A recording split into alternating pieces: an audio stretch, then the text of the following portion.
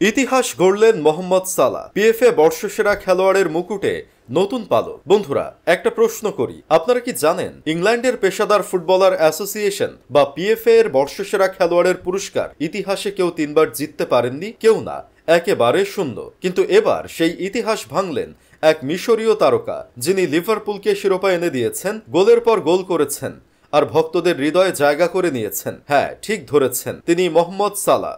গত মৌসুমে লিভারপুলের হয়ে দুর্দান্ত পারফরম্যান্সের পর এবার সালাহর হাতে উঠেছে পিএফএ ছেলেদের বর্ষসেরা খেলোয়াড়ের ট্রফি। 33 বছর বয়সে এসে তিনি হয়ে গেলেন ইতিহাসের প্রথম ফুটবলার যিনি এই পুরস্কার 3বার ঘরে তুললেন। ভাবুন তো, এমন অর্জন যেখানে মেসি, রোনালদো কিংবা অন্য কোনো কিংবদন্তিও নাম লেখাতে পারেননি, সেখানে দাঁড়িয়ে আজ সালাহ সেই ইতিহাস করলেন। চলুন দেখি কিভাবে এই কীর্তি সম্ভব হলো। প্রিমিয়ার লিগে সালাহ করেছেন 29 গোল। শুধু তাই নয়, সতীর্থদের দিয়ে করিয়েছেন আরও 18টি গোল।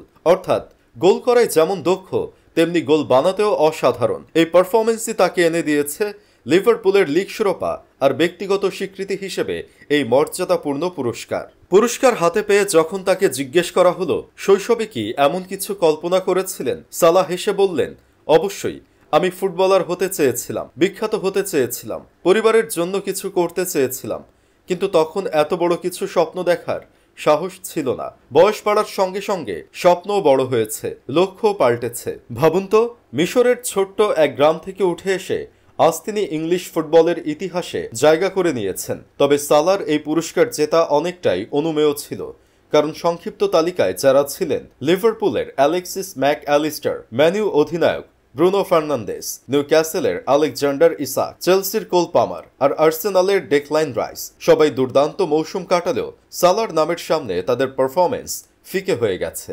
শুধু তাই নয়, এবছর পিএফএ আরও কিছু পুরস্কার দিয়েছে।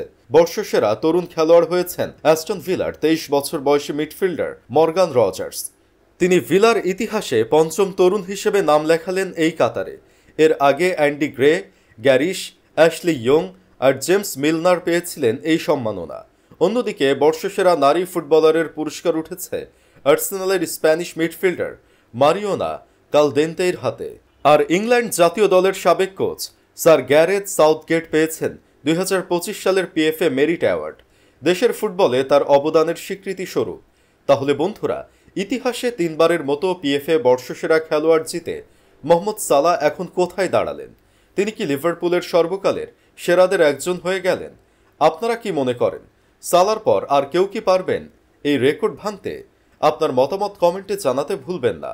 আর যদি ভিডিওটি ভালো লেগে থাকে, চ্যানেলটি সাবস্ক্রাইব করে রাখুন, কারণ সামনে আসছে আরও চমকপ্রদ ফুটবল গল্প।